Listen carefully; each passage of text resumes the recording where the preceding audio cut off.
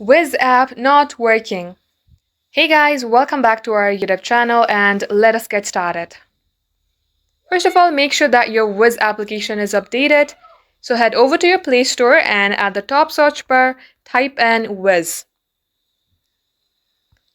If you see update instead of open, tap on update and update your app.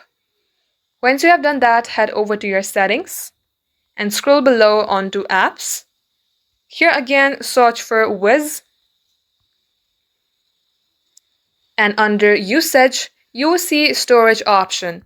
Tap onto it and clear the data if you have any. Also ensure that you know your password first.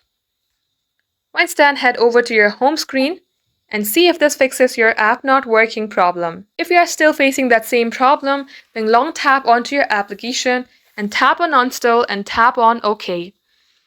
Once done, reinstall this application again from your Play Store or your App Store. Get logged into your Wizz app account and that will definitely work. Thanks for watching the video till the very end. We will catch you up in our next upload.